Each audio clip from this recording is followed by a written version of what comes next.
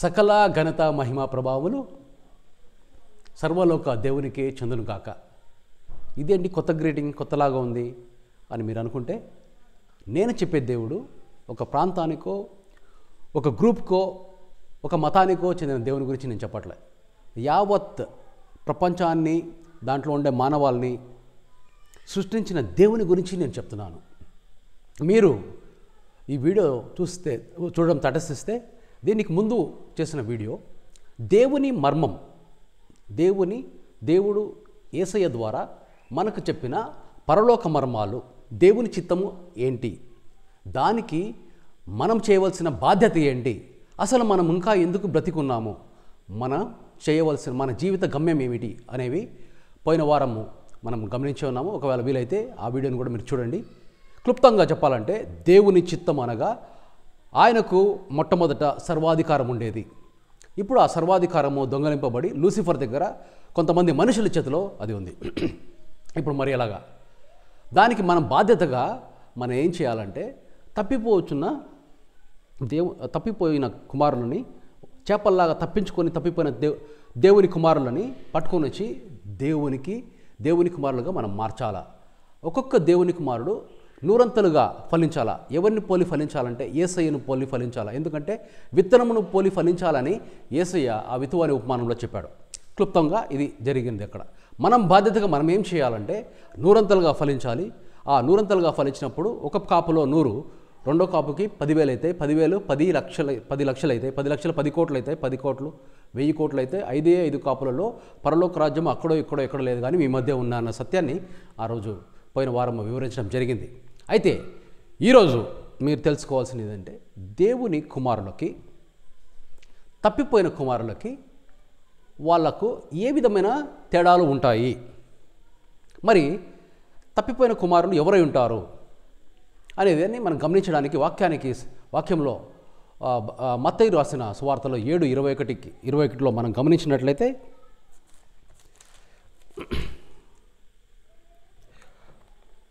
7:21 నుంచి 23 వరకు చదివినట్లయితే, ప్రభువా అని నన్ను పిలుచువ ప్రతివాడును పరలోకంలో ప్రవేశింపడు కానీ నా తండ్రి చిత్త ప్రకారం చేయువాడే ప్రవేశించును. ఆ దినమున అనేకులు నన్ను చూచి ప్రభువా మేము నీ నామమున ప్రవచింపలేదా, నీ నామమున దయ్యములు వెలగొట్టలేదా, నీ నామమున అనేకమైన అద్భుతములు చేయలేదా అని చెప్పుదురు. అప్పుడు నేను మిమ్మను ఎన్నడూ ఎరుగను, అక్రమము చేయువారులారా నా యుద్ధ నుండి పొండని వారితో చెప్పుదునేను. ఇక్కడ ప్రవచించే వాళ్ళు అంటే ప్రాఫెసీ చెప్పేవాళ్ళు చాలామంది మనం చూస్తూనే ఉంటున్నాం. అద్భుత కార్యాలు చేసేవాళ్ళని చాలామందిని చూసే ఉంటున్నాం. ఇప్పటికిప్పుడు ఒక అద్భుతం ఇక్కడ జరిగింది. ఎన్నో నెలల నుంచి 2 సంవత్సరాల నుంచి అసిడిటీతో నొప్పితో బాధపడుతున్న ఒక బ్రదర్కి స్వస్థత పూర్తిగా జరిగింది. అయితే ఇది నేను చేశానని చెప్పుకుంటే అది అంతకంటే అబద్ధము వేరేది ఉండదు. దేవుని దూతలు ఎవరైనా దేవుని ఆత్మతో నింపబడినప్పుడు దేవుని దూతలే వాళ్ళకు వచ్చి పరిచర్య చేస్తారని చెప్పేసి మనము ఆవగింజ ఉపమానంలో యెషువా గారు చెప్తారు. ఆవగింజ చిన్నదైనప్పటికీ అది పెద్దదైనప్పుడు అంటే మనం చెప్పే ఆవగింజ గలిలియా ఆవగింజ మన ఆవగింజ కంటే, ఇండియాలో ఉండే ఆవగింజ కంటే చాలా చిన్నగా ఉంటుందంట. అది 12 ఫీట్ అంటే 12 అడుగుల ఎత్తుకు వెళ్తుంది. అప్పుడు దేవదూతలే వచ్చి వారికి పరిచర్య చేస్తారు అన్నట్టు. ఇప్పుడు నేను వెళ్ళి ప్రార్థన చేశాను, అతని శాపాల విమోచనతో అతని నోటితోటి చెప్పించాను, అతనికి వీపు మీద నొక్కినాను. కొంతమంది తోస్తారు, కొంతమంది వేరేలాగా చేస్తూ ఉన్నారు. ఎందుకు అంటే వాళ్ళ ఈగో 0 కావాలి, వాళ్ళ అహం 0 అయినప్పుడే ఆ యొక్క స్వస్థత ఏర్పడుతుంది.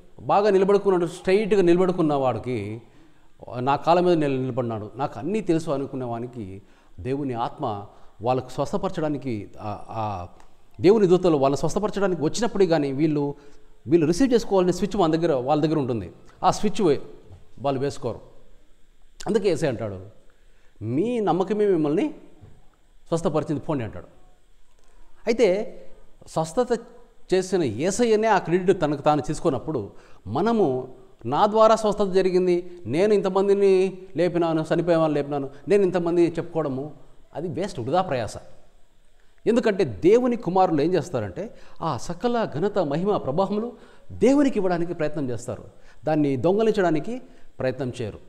దేవుని కుమారులకి తప్పిపోయిన కుమారులకి పెద్దగా డిఫరెన్స్ ఏమి ఉండకపోవచ్చు. అంటే చాలామంది అనుకుంటారు బైబిల్ తెలిసిన వాళ్ళందరూ దేవుని కుమారులేమో, ఇక్కడ ఇలాగా నాలాగా నిలబడి చెప్పే వాళ్ళందరూ దేవుని కుమారులేమో అని ఒక అపోహ కలగవచ్చు. అయితే మరి ఎలాగ గ్రహిస్తాము, దేవుని కుమారులా వీరు తప్పిపోయిన కుమారులా ఎలా గ్రహిస్తాము? ఎందుకంటే చాలా అనర్గళంగా మాట్లాడగలిగే వాళ్ళని చాలామందిని చూశాను. అంత ఎందుకు, టీచర్స్ కొంతమంది, మా తెలుగు టీచర్ చిన్నప్పుడు నేను స్కూల్లో ఉన్నప్పుడు రామచంద్రయ్య అని అతను ఉన్నాడు. అతను ఎంత చక్కగా మాట్లాడుతాడంటే క్లాస్లో అసలు మనము పక్కకు తిప్పించడం బుద్ధి కూడా కాదు, నవ్విస్తాడు, అన్నీ చేస్తాడనమాట. అలాంటి చక్కగా మాట్లాడగలిగిన వాళ్ళు ఉన్నారు. ఇలా అలాగే ఈ చక్కగా మాట్లాడగలిగిన వాళ్ళందరూ పరలోకానికి వెళ్తారా అంటే వెళ్ళొచ్చేమో, కానీ అందరూ వెళ్తారనే గ్యారంటీ లేదు. గ్యారంటీ ఏంటంటే నువ్వు దేవుని చిత్తము నెరిగి దానిని నెరవేరిస్తేనే నువ్వు పరలోకానికి వెళ్తావు అంటున్నాడు ఇక్కడ. అంటే బహుశా ఎంత అవమానం చెప్పండి, మన పాస్టరే మనకు, మీరు చర్చికి వెళ్ళే మీ పాస్టరే అక్కడ యేసయ్య అరే మీరెవరో నాకు మొదటి నుంచి తెలియదంటే ఇంకా మీ పరిస్థితి ఏంటి?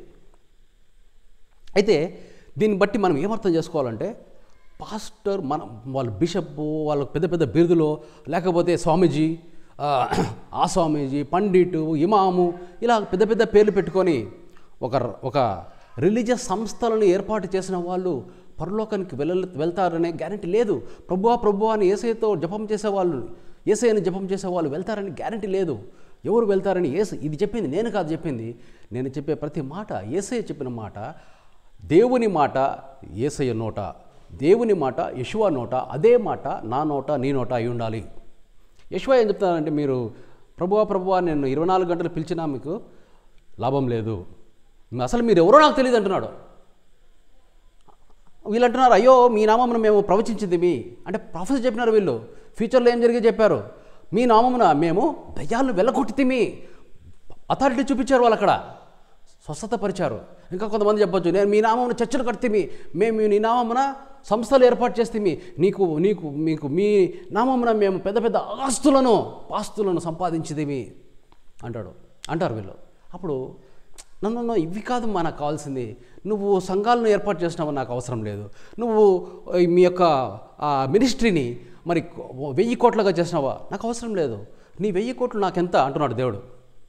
ఈ భూమాకాశంలను తర్వాత మీరు చూస్తే ఇట్లా ఆకాశంలో ఆ యొక్క ఏమంటారు దాన్ని తెలుగులో ఏమంటుంది గ్యాలక్సీ, అంత దానికి అధిపతినే దేవుడు నేనే అని చెప్తున్నాడు. మరి నువ్వు నా కోసం నువ్వు సంపాదించేది ఏంటిది? ఇక్కడ నువ్వు చేయవలసింది ఏంటిదంటే దేవుని చిత్తము నెరిగి దేవుని చిత్తాన్ని నెరవేర్చాలా, అప్పుడే నువ్వు పరలోకాన్ని రాజ్యానికి పోతావు, లేకపోతే గ్యారంటీ లేదు. ఎన్ని కళ్ళబొల్లి కబుర్లు చెప్పినా కేవలము నమ్ముకొనినా అన్నా కూడా నువ్వు కేవలం నమ్ముకున్నా పోతానని యేసయ్య చెప్పలేదు. నువ్వు బాప్తిసం తీసుకొని యేసయ్యను సొంత రక్షకుడుగా అంగీకరిస్తా కానీ పోతానన్న సంగతి యేసయ్య చెప్పలేదు, ఇంకెవరో చెప్పిండొచ్చు. నువ్వు యేసయ్యను వెంబడించుమన్నాడు కానీ వెనక్కి వచ్చే గొర్రెతోళ్ళు కప్పుకున్న తోడలు వెంబడించమని చెప్పలేదైనా. యేసయ్య నన్ను వెంబడించన్నప్పుడు అందరూ శిష్యులు వాళ్ళు చేస్తున్న పనిని వదిలిపెట్టి పరిగెత్తుకుంటూ వచ్చారు. చేపలు పట్టే పేతురు పరిగెత్తుకుంటూ వచ్చాడు, అక్కడ ట్యాక్స్ కలెక్టర్ ఎవరు పరిగెత్తుకుంటూ వచ్చాడు. తర్వాత మా తండ్రిని బుడిచొస్తామని చెప్పిన వాళ్ళు పిలువగానే మా తండ్రిని బుడిచొస్తాం, హై కమాన్, మృతులను పాతి పెడతారు, చనిపోయిన వారిని పాతి, అంటే ఆత్మీయంగా చనిపోయిన వారు శరీరంగా చనిపోయిన పాతి పెడతారు, నువ్వు ఆత్మీయంగా చనిపోయిన వాడు కాదు రా అంటేనే వాళ్ళు వచ్చేస్తున్నారు. యేసయ్య చెప్పే ప్రతి మాటలో ఒక గూఢార్థము, అంటే ఆయన చెప్పినటివన్నీ ఆజ్ఞలు, ఆయన చెప్పినటివన్నీ పరలోక మర్మాలు, ఆయన చెప్పినటివన్నీ మన భూలోకంలో ఎలా నివసించాలి, ఎవరిని పోలికగా తీసుకోవాలి, ఎవరిని మాదిరిగా తీసుకోవాలి. బైబిల్ ఎన్ని క్యారెక్టర్స్ ఉంటాయి, మనం చదివితే ఒక బుక్ లాగా చదివితే దాంట్లో ఇంతమంది క్యారెక్టర్స్ ఉంటారు. ఎక్కడి నుంచి ఆదాము దగ్గర నుంచి చూసుకొని పేతురు, ఇంకా యోనా, ఇట్లాంటివి ఇన్ని క్యారెక్టర్స్, దావీదు, కొంతమందికి యోబు అంటే చాలా ఇష్టం ఎందుకో, కొంతమందికి సొలొమోన్ అంటే ఇష్టం. మరి ఎవరిని ఫాలో కావాలి? బాప్తిస్మం ఇచ్చే యోహాన్ అంటే చాలామందికి ఎంతో ఇష్టం. బాప్తిస్మం ఇచ్చే యోహాన్ గురించి కొన్ని మాటలు మీకు చెప్పాల్సిందే. బాప్తిస్మం ఇచ్చే యోహాను అతి నిష్టపరుడు. అంటే అతను స్త్రీ సాంగత్యము కానీ, మద్యపానము కానీ, లేకపోతే ఆయన వస్త్రధారణ ఒంటె చర్మము కప్పుకొని ఎలా ఉండేవాడు? ఒంటె చర్మం కప్పుకొని ఉపవాసం చేస్తూ చాలా కోపంగా, మరి ఇతర లోకాలకు లోకస్తులకు వ్యతిరేకంగా ఇతనిలో ఒక పరిశుద్ధత కనపడేది. అయితే అప్పుడు యేసయ్య అంటాడు, 2 బ్యాచ్లు ఉన్నాయి. ఒకటి పిల్లన గ్రోవు ఊదితే నాట్యమాడే బ్యాచ్, ఒకటి పిల్లన గ్రోవు ఊదితే నాట్యమాడే బ్యాచ్. ఇంకొక బ్యాచ్ ఉంది, ప్రలాపించితే రొమ్ములు కట్టుకునే బ్యాచ్. ప్రలాపించడం అంటే ఎవరో చనిపోయినారు అనుకోండి, ప్రలాపించే బ్యాచ్, ప్రలాపించే మ్యూజిక్ వస్తుంది. ప్రలాపిస్తే వీళ్ళు ఏం చేస్తారంటే అని రొమ్ములు కొట్టుకునే బ్యాచ్. ఇంకొక బ్యాచ్ పిల్లని గ్రోవ్ చూస్తే నాట్యం ఆడే బ్యాచ్. మరి ఇది ఎవరన్నా అడగండి మీరు, దీని గూఢార్థం ఏంటి, దీని మర్మం ఏంటి అని అడిగితే ఇది ఎవరికి అర్థం కావట్లేదు. నేను చాలామందిని అడిగిన, ఎందుకంటే వీళ్ళు నిజంగానే దేవునితో మాట్లాడుతున్నారా, ఊరికే బైబిల్ కథలాగా చదువుతున్నారా? బైబిల్ కథలాగా చదివితే ఒక కథలాగానే అర్థమవుతుంది మనకి, దానివలన ఉపయోగం లేదు. ఆత్మీయంగా దాని లోతులను ఎరిగి కొన్ని అర్థం కావు మనకు. కొన్ని నెలలు నాకు అర్థం కాలే, మనిషి కుమారుడిని తనను తాను ఎందుకు సంపాదించుకున్నాడు, బెన్ ఆదాం అని తనను ఎందుకు సంపాదించుకున్నాడని యేసయ్య నాకు అర్థం కాలే. నేను అడిగా, మరి ఎందుకు అది అర్థం కాదు. ఈ నెలలోనే దాని వివరణ నాకు దేవుడు కలిగించినప్పుడు నాకు ఎంతగానో ఆనందం వేసింది. మరి ఎందుకు ఇది కొంతమందికి మాత్రమే ఇవ్వబడుతుంది అంటే, మీరు ఏం చేస్తున్నారంటే యేసయ్య చెప్పిన పని, అంటే దేవుని కుమారులు చేయవలసిన పని. ఈరోజు టాపిక్ కూడా అదే, దేవుని కుమారులకు తప్పిపోయిన కుమారులకు తేడా ఏంటి? దేవుని కుమారులకు, దేవుని సేవకులు తప్పిపోయినారా అంటే నేను అవుననే చెప్పాలా. ఎందుకంటే దేవుని కుమారులకు వారసత్వం, దేవుని కుమారులకు అధికారం, దేవుని కుమారులకు ఆ యొక్క ఆత్మ వివేచన వరం, దేవుని కుమారులకు ఎంత చక్కగా స్వస్థత వరం. అంటే దేవుని కుమారుడు అంటే ఆల్రౌండర్. దేవుని కుమారుడు అంటే యేసయ్య దేవుని కుమారుడు, యేసయ్య పోలికలో కలవాడు. యేసయ్య ఆల్రౌండర్ కాదా? అతను వాక్యం చెప్పినాడు, బోధించినాడా? అతను స్వస్థత చేశాడా? అద్భుత కార్యములు చేసినాడా? తుఫాను వచ్చినప్పుడు పెనుగాలులు వీచిన అలలు రేగిన, పెనుగాలులు వీచి అలలు రేగినప్పుడు ఏం జరిగింది? యేసయ్య వచ్చి గద్దించినాడు. ఈరోజు మన మీటింగ్స్ జరిగేటప్పుడు నువ్వు కనీసం వర్షాన్ని కానీ నువ్వు ఆపలేకపోతే, ఎండాకాలంలో కొన్ని బీడు భూములకు వర్షం లేకపోతే పంట ఎండిపోతూ ఉంటుంది. అలాంటప్పుడు నువ్వు వర్షం రా అని నువ్వు ఆజ్ఞాపించలేకపోతే, నువ్వు విశ్వసిస్తే యేసయ్య అంటాడు, నీ వీళ్ళకంటే ఏంటంటే విశ్వాసం, నమ్మకం పోయింది. కొండను చూసి అలా పో అంటే అది వెళ్ళిపోవాల్సిందే. అంతటి గొప్ప విశ్వాసం లేదు. ఇప్పుడు ఎలాగైపోయినారంటే, ఒకరికి ఒకవేళ విశ్వాసం ఎక్కువ ఉందంటే వీడు మెంటల్, వీడు అబద్ధ ప్రవక్త అని స్టాంపులు వేస్తున్నారు. ఇప్పుడు మన దగ్గర ఏదైనా లేదనుకోండి, ఇప్పుడు ఫర్ ఎగ్జాంపుల్ పాస్టర్కి స్వస్థత వరం లేదు అని ఆయన నమ్మినాడు, అతనికి ఎవరో చెప్పారు. ఇప్పుడు ఈ పాస్టర్ ఏం చేస్తారంటే స్వస్థత వరాలు లేవు, ఎప్పుడూ ఆగిపోయినాయి అంటాడు అన్నమాట. కానీ యేసయ్య ఏం చెప్పాడు? నేను చేయించున్న అభిప్రాయం, నేను గుద్ది బల్లగుద్ది చెప్తున్నాను, truly I say unto you, నేను చేయు కార్యములే మీరును చేదురు, నాకంటే గొప్ప కార్యములు మీరు చేదురు అంటాడు. ఎవరు చెప్పిండేది? యెషువా. అంటే యేసయ్య చెప్తున్నాడు మనకి. యేసయ్య అబద్ధం చెప్పాడు. ఆయన అంటాడు, మంచివారు ఎవరు లేరు ఆ దేవుడు తప్ప. సద్బోధకుడు అని సంబోధించినప్పుడు నత్పురుషుని మీరు ఎందుకు పిలుస్తున్నారు, మంచివాడు ఎవరు లేరని దేవుడు తప్ప అంటాడు. కానీ ఆయనంత మంచివాడు అసలు బైబిల్లో వేరే వాళ్ళు ఎవరే కానీ లేరు, దేవుడు తప్ప. అలాంటి మంచివాడిని తనకు తాను హెచ్చించుకోకూడదని చెప్పేసి ఆ దేవునికే సకల ఘనత, మహిమ, ప్రభావాలు ఇవ్వాలని మనకు మాదిరి చూపిస్తున్నాడు. అయితే దేవుని కుమారులకి తప్పిపోయిన కుమారులకి కొన్ని ఇక్కడ ఎవరు కానీ దీన్ని ఏదో పద్మాకర్ ఏదో కొత్త విషయాలు చెప్తున్నాడు, తనను తాను హెచ్చించుకుంటున్నాడు ఇక్కడ అని నన్ను హెచ్చించుకోవట్లేదు. చాలామంది పాస్టర్స్ కంటే నేను దేవునిలో ఉన్న సమయం చాలా చిన్నది. కానీ లోతులలో దేవుని వెతకడంలో నేను దేవునికి మొదట ప్రాధాన్యత ఇవ్వడంలో నేను వారికంటే ముందుంటానేమో తెలియదు. నాకంటే దేవునికి ఇష్టమైన వాళ్ళు లక్షల మందిలో ఉండొచ్చు. నాకే అన్ని వచ్చు, నాకే అన్ని తెలుసు అనే భావన నాకైతే లేదు. ఎందుకంటే యేసు చెప్పినాడు, అలాంటి భావన నీకుంటే నువ్వు ఎప్పుడే కానీ ఎదగవు, నిన్ను నువ్వు హెచ్చించుకునే ఎడల నువ్వు తగ్గింపబడతావు అని యేసయ్య చెప్పినాడు. ఇంకొక మాట అన్నాడు, నువ్వు మారు మనసు పొంది చిన్నపిల్లలుగా మారితేనే కానీ you become like a little just Born child, ఇప్పుడే పుట్టిన పసిబాలుడుగా నువ్వు మారితేనే కానీ నువ్వు పరలోకానికి పో అన్నాడు. పసిబాలులో ఏదో ఉంది, మనలో ఏదో లేదు, ఏమీ లేదు. అంటే పెద్దగా అయ్యేటప్పుడు మనం ఏంటి కల్మషాలు నేర్చుకున్నాం. మనము పిల్లలకు చెప్తాం, నమస్కారం చెప్పండి, పెద్దలకు కాళ్ళు మొక్కండి హిందూస్. ప్రైజ్ లార్డ్ చెప్పండి, ప్రైజ్ ద లార్డ్. లార్డ్ అంటే ప్రభు అంటే ఒక రాజును ప్రభు అంటారు, కొంచెం అధికారంలో ఉండే వాళ్ళను ప్రభు అంటారు. ఏ ప్రభు? లార్డ్. Which lord?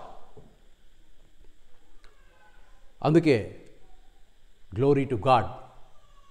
చిన్నప్పటి నుంచి ప్రైజ్ ద లార్డ్ అంటే వాళ్ళకు తేడా కనపడాలి. వాళ్ళేమో నమస్కారం చెప్తారు, వీళ్ళేమో వందనం చెప్తారు, ఇంకోడేమో ఆదాబర్స్ అంటాడు. వీళ్ళకు చెప్పేదంతా greeting, be good, do good, I'm good, you are good, greeting అంతే. హ్యావ్ ఎ నైస్ డే అంటే మంచి ఈరోజు నీకు శుభము కలుగును గాక అనే దానికి సాదృశ్యంగా ఇవన్నీ చెప్తాం. ఒకరికొకరు మనం పలకరించుకుంటాం. ఆ పలకరింపులో ఎందుకు తేడా అంటే పేరులో దేవునికి ఒక పేరు పెడతాం, వాడొక పేరు పిలిచే, వీడొక పేరు పిలిచే. వాడు మనము పెద్దవాళ్ళము మనం కొట్టుకోలే, కానీ వాళ్ళు మాత్రం కొట్టుకుంటున్నారు. ఎవరు? దేవుణ్ణి తెలుసుకోలేక ఇంకా తెలుసుకుంటున్న వాళ్ళు. మా పాస్టర్ ఇది చెప్పినాడు అంటే వాడు మా మత పెద్ద ఇది చెప్పినాడంటే వాడు మత పెద్ద ఇది చెప్పినాడంటే వాళ్ళు కొట్టుకుంటే తండ్రి ఇక్కడ బాధతో చెప్పుకోలేని బాధ. ఒక తండ్రికి 3 కొడుకులు ఉండి 3 కొడుకులు కొట్లాడుకుంటా ఉంటే ఆ తండ్రి పడే ఆవేదన ఎలా ఉంటుంది, ఆ తల్లి పడే ఆవేదన. నా కడుపులో తల్లి అనుకుంటా, నా కడుపులో నుంచి పుట్టిన ఈ 3 ఇలాగా కొట్లాడుకుంటారని తెలిసింటే నేను అసలు కనిండేదాన్నే కాదంటారు. నిజమా కాదా? మరి దేవుడు, మీరు ప్రజలు ఒకరినొకరు చంపుకొని పార్టీలుగా విడిపోయి ఒకరినొకరు చంపుకుంటాం అంటే ఇది దేనికి సంకేతం? ఈ యొక్క విభజన చేసేది ఎవరు అనేది మనకు తెలిస్తే మనము ఒక టీం, ఫర్ ఎగ్జాంపుల్ కబడ్డీ చాలామంది తెలుసు కాబట్టి మనము కబడ్డీ టీంలో టీం ఏ, టీం బి.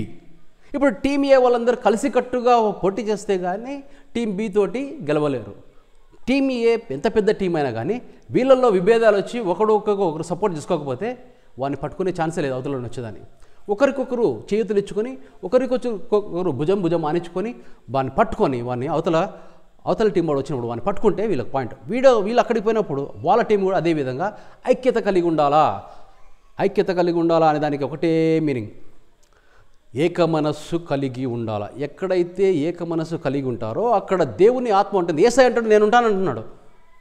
యేసయ్య అంటే ఎవరో కాదు, దేవుని ఆత్మతో నింపబడిన మనిషి రూపంలో ఉన్న వ్యక్తికి పరలోకంలో దేవుని కుడిపార్శ్వం ముందు కూర్చున్న దేవుని కుమారుడు మన కోసం తిరిగి వచ్చినప్పుడు ఆయనకు పెట్టబడిన పేరు యేషువా. ఆయన చెప్తున్నాడు ఈ విషయం.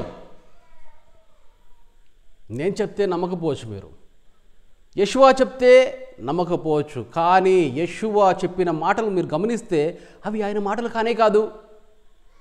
దేవుడు యేషువా నోట పలికించిన మాట. యేషువాకు తెలిసిందంతా ఆయన చెప్పేదానికి ఆయనకు లేదు. దేవుడు ఏదైతే చెప్పాలో అన్ని విషయాల్లో మీరు గమనిస్తే ఆయన అంటాడు, యేషువా అంటారు, ఒక ప్రోగ్రెసివ్గా తను ఏం పలకాలో కూడా మార్పులు చెందుతూ వచ్చినాయి. నేను ఇశ్రాయేలులో తప్పిపోయిన వారి కోసమే పంపబడి తిని అన్నాడు ఒకప్పుడు. తర్వాత సమరయ స్త్రీకి కానానైట్ స్త్రీకి రక్తస్రావం బాగుపడినప్పుడు అంటే అప్పుడు ఏమైపోయింది అంటే ఆమె తన దినస్థితిని తను చెప్పుకుంటూ అమ్మ అన్నాడో లేదో, కానాను స్త్రీ అంటే కానాను దేశంలో జరిగేది భయంకరమైన వ్యభిచారము. అక్కడ వాళ్ళని కుక్కలతో పందులతో పోల్చినది పరిస్థితి. కుక్కలతో అమ్మ పిల్లలకు వేయవలసిన రొట్టె కుక్కలకు వేయటం న్యాయమా? పిల్లలకు వేయాల్సిన అంటే ఆమె ఏమనాలి? ఇప్పుడు నేను మిమ్మల్ని ఎవరైనా కుక్క అంటే ఏయ్ కుక్క అంటే నువ్వు కుక్క, మీ అమ్మ కుక్క, మీ నాయన కుక్క అనే రోజులు ఇవి. అలాంటిది ఆమె మనసులో కూడా అలా అనకుండా ఆమె ఇంకా నిజమైన బాధతోటి, నిజమైన పశ్చాత్తాపంతో ఆమె ఏమంటుంది? పిల్లలు తినగా కింద పడిన ముక్కలు కుక్కలే కదా నాన్న, కుక్కలే కదయ్యా తింటుంది అని ఆమె దేవుని కుమారుడైన యేషువలో ఆ యొక్క ఒక బిగ్ రిఫార్మేషన్, అంటే ఇశ్రాయేలులో తప్పిపోయిన వాళ్ళ కోసమే నేను వచ్చింది, నీ కోసం కాదు, నువ్వు కుక్క అని చెప్పినప్పుడు కూడా వెంటనే దేవుడు తనకిచ్చిన రెవల్యూషన్, యేసయ్యకి ఇచ్చిన రెవల్యూషన్, వెంటనే తన మార్పు చూసారా? Progressive changes in Jesus life. చాలామంది ఏం చేస్తారంటే వాక్యం చెప్తారు, వాక్యంలో ఒక వచనం చదువుతారు, దాంతో వదిలేస్తారు అనమాట. అది యేసయ్య ముందు చెప్పింటాడు, దాని తర్వాత అది మార్చింటాడు. ఇప్పుడు నువ్వు ఏది తీసుకోవాలా? నువ్వు అప్డేటెడ్ వర్షన్ తీసుకుంటావా, పాత వర్షన్ తీసుకుంటావా?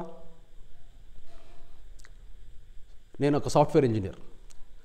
సాఫ్ట్వేర్ అంటే ఇప్పుడు ఒక ఫోన్లో ఒక సాఫ్ట్వేర్ వచ్చింది, దాంట్లో బగ్స్ ఇవి టెస్ట్ చేస్తుంటే బగ్స్ అంటారు, అంటే తప్పిదాలు జరిగినాయి. తప్పిదాలు జరిగినప్పుడు మేమేం చేస్తాం అంటే సాఫ్ట్వేర్ అప్డేట్ అని చెప్పేసి మళ్ళీ రిలీజ్ చేస్తాం. ఫోన్స్లో అయినా కానీ, ల్యాప్టాప్స్లో అయినా కానీ, మేము ఒక సాఫ్ట్వేర్ తయారు చేసినా కానీ మళ్ళీ దాన్ని రిలీజ్ చేసి దాన్ని పాత సాఫ్ట్వేర్ పైన ఇది రాస్తాం.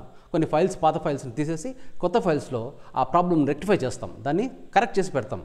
అలా యేసయ్య చేసిన ఒక ఆ సమయంలో ఆ సందర్భం మనం చేసిన మాటని దాన్ని మార్చి అదే మాటని అదే సువార్తలో కానీ దాంట్లో ముందు మార్చింటాడు అనుకోండి, మనం ఏది తీసుకోవాలి?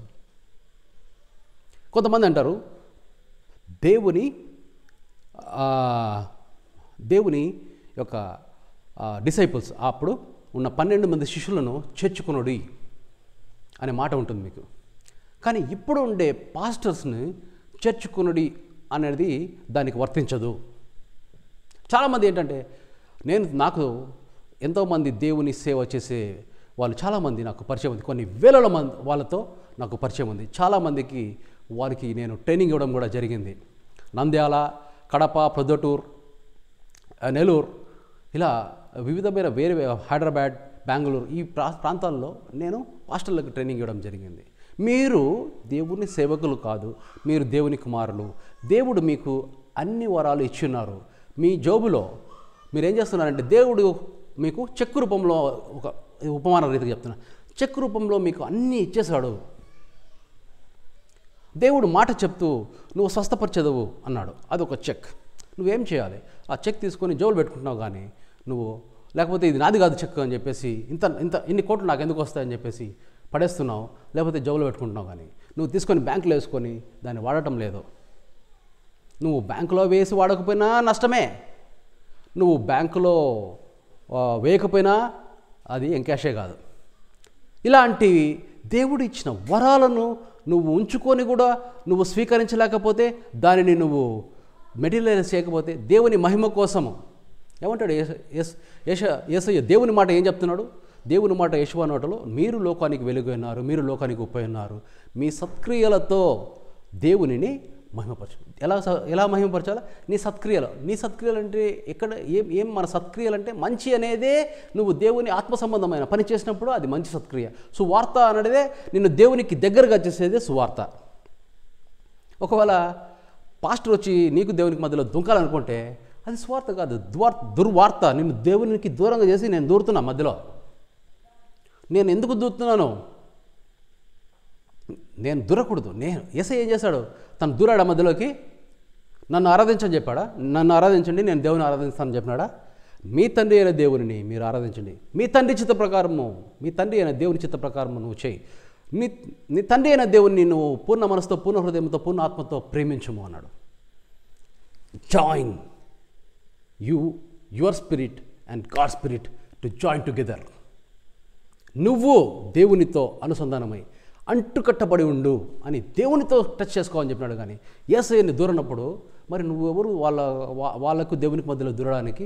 పొరపాటున తప్పిపోయిన కుమారులు ఎవరన్నా దేవుని కుమారులకు మధ్యలో దూరాలనుకుంటే వస్తారు.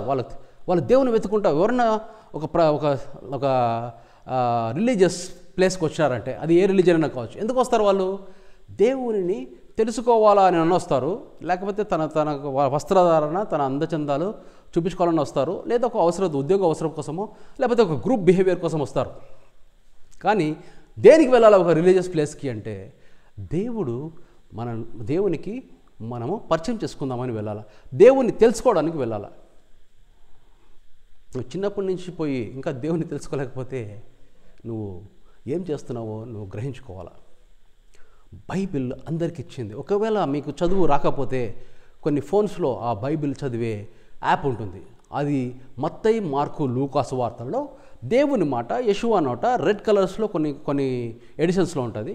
అవి వింటూ ఉంటే మీకు అర్థమవుతుంది, యేసు ఇలా నేను, యేసు ఇట్లా నేను, వారితో ఇట్లా నేను, యేసు వారి హృదయాలోచనను ఎరిగి ఇలా చెప్పాను అని ఇట్లుంటుంది. చెప్పాను కింద ఉంటుంది యేసయ్య చెప్పిన మాట. ఇవన్నీ నీకెందుకు చెప్పినారు, ఈకెవరు చెప్పినారు? మేధావులము మేము పుట్టినప్పటి నుంచి దేవుని సేవ చేస్తున్నాం, మాకు చెప్పలేదే అని కూడా అంటారు. అయితే మేధావులకు, అపరా మేధావులకు, పెద్ద పెద్దోళ్ళకు తెలియని విషయాలు పసిబాలులకు బయలుపరుస్తానని యేసయ్యే చెప్పినాడు. అంటే మనలో ఉండే నిండిన జ్ఞానాన్ని, ఒకవేళ ఒక జగ్గు ఉంది, ఆ జగ్గులో మనలో నిండిన జ్ఞానాన్ని, లోక జ్ఞానం, బైబిల్ జ్ఞానం, రాజకీయ జ్ఞానము, తర్వాత మత జ్ఞానము, కుల జ్ఞానము, ఇవన్నీ కలిపి దాన్ని నిండిపోయి నాకు మించిన తెలియపరుడు లేడు, సంఘము చీలిక, ఆ జ్ఞానం తెలుసు, ఇట్లా చేస్తే అట్లా చేయాలి, అట్లా చేస్తే ఇట్లే అన్నీ తెలుసు నాకు, కానీ అవన్నీ తీసి పక్కన పడేసి మొత్తం ఖాళీ చేయాలి. ఖాళీ చేసి యేసయ్య పలికిన మాటలు నువ్వు చదువు. అప్పుడు అవి అర్థమవుతాయి నీకు. అప్పుడు కూడా అర్థం కావు. నువ్వు చదివే ముందు నానా ఇదేంటి అసలు, నాకు మనిషి కుమారుడు అనేది నాకు అర్థం కావట్లే, పిల్లన్న గ్రో ఊతే డ్యాన్స్ చేయడం అనేది నాకు అర్థం కావట్లే, ప్రాలాపిస్తే రమ్ము కొట్టుకోవడం అనేది అర్థం కావట్లే. ఏంటి దాని మర్మాలంటే, ప్రాలాపించితే రమ్ము కొట్టుకునే ఏడ్చే బ్యాచ్ యోహాను బ్యాచ్. ఎప్పుడు ఉపవాసం, ఎప్పుడు మోకాల ప్రార్థన, ఎప్పుడు ఏడుపు. మరి నీ జీవితం ఒకవేళ యేసయ్య ఎలాగా పిల్లన గ్రోవుతే నాట్యమాడే బ్యాచ్ అంటే యేసయ్య డ్యాన్స్ చేసుకుంటూ వెళ్ళేవాడు. ఒక మాట చెప్పండి, డ్యాన్స్ అంటే పిచ్చి పిచ్చిగా ఎగరడం కాదు, ఆత్మతో పరవశిస్తూ ఉండేవాడు. ఎందుకంటే ఆయన ఆత్మతో నిండి ఉన్నాడు కాబట్టి ఆత్మతో పరవశిస్తాడు. మరి యోహాను నిండి లేడా అని మీరు అడగవచ్చు. కానీ యోహాను ఎప్పుడు తన బాధ్యత నిర్వర్తిస్తూ వచ్చాడు. తను యేసయ్యను హెచ్చించాలా, తను తగ్గించుకోవాలా అని చెప్తూ ఆయనకు ఎవరో చెప్పడం కాదు, కానీ తన ఒక్కొక్కరికి దేవుడు ఒక బాధ్యత ఇస్తాడు. అది ఎప్పుడు యేసయ్య రాకముందు జరిగిన బాధ్యత. యేసయ్య మనకు దేవుని ఆత్మను ప్రసాదించకముందు వచ్చిన బాధ్యత. దేవుడు తన ఆత్మని మన ఆత్మలో నింపడానికి యేసయ్య మనలో వచ్చి ఆత్మ విత్తనము అందరిలో వేశాడు. ఇది సత్యం. ఇది తెలియకపోతే ఇంకా మీకు అసలు మీరు ఇంకా తప్పిపోయిన కుమారులే. దేవుని చిత్తం తెలియకపోతే నువ్వు ఒక ఉగ్రవాదివే. దేవుని చిత్తం తెలిసి నువ్వు నెరవేర్చకపోతే నువ్వు పరలోకంలో అత్యల్పునివి. దేవుని చిత్తం నెరిగి దానిని నువ్వు నెరవేరిస్తే నువ్వు పరలోకంలో అత్యధికులలో ఒకటివి. నేను చెప్పిన మాట కాదు, యెషూవా చెప్పిన మాట, దేవుడి మాట యెషూవా నోట, అదే మాట నా నోట, నీ నోట. ఇంత అధికారికంగా యేసయ్య మాట్లాడేటప్పుడు అడిగేవాళ్ళు, ఎందుకండి మీరు మాట్లాడితే ఇంత అధికారంగా ఉంది, ఇంత గర్వంగా ఉంది, ఇంత అహంగా, ఇంత ఇదిగా ఉంది అంటే that authority comes from God. అధికారం ఇవ్వబడింది అంటాడు. సండే ఓన్లీ ఫాస్టింగ్ దానికి మాత్రమే కాదు, మంచి పనికి ఏ డే కానీ, అది మంచి పనికి ఏ డే కానీ అవరోధం కాదు. ఒక పశువు పడితే దాన్ని ఇది విశ్రాంతి దినమని నువ్వు దాన్ని బయటికి తీవా? ఒకరికి స్వస్థత చేయాలని అవసరం వస్తే అతనికి పోయి నువ్వు స్వస్థత చేయవా? ఇంకా నీ విశ్రాంతి దినం దేనికి దండగా? నువ్వు చేసే ఉపవాసం దేనికి దండగా? నువ్వు చేసే ఏంటిది? మతపరమైన ఒక పద్ధతి దేనికి దండగా? దేవుని కార్యం చేయడానికి నీకు సమయము ఆటంకము కాకూడదు. దేవుని కార్యం చేయడానికి నీ కుటుంబం నీకు ఆటంకం కాకూడదు. నీ పరిస్థితి, నాకు డబ్బులు లేవే, నాకు బైక్ లేదే, నాకు కార్ లేదే, నాకు హెలికాప్టర్ లేదా అంటే అది ఆటంకం కాదు. నీ దేవుని బాధ్యత చేయడానికి నీకు ఏ అవసరం ఉందో నువ్వు ఎవరు చెప్పాలా? ఆ దేవుడు చెప్తే, నాకు పరిచర్యకి నాకు హెలికాప్టర్ అవసరం అంటే నీకు వారం రోజుల్లో హెలికాప్టర్ వస్తుంది. That is the declaration of faith of God. నాకు నీ యొక్క ప్రేమను పంచడానికి నేను ఈ జారిపోయే చేపలు పట్టుకొని నీకు ఇచ్చేటప్పుడు నాకు ఇది అవసరము అంటే దేవుడు అది నీకు ఇస్తాడు.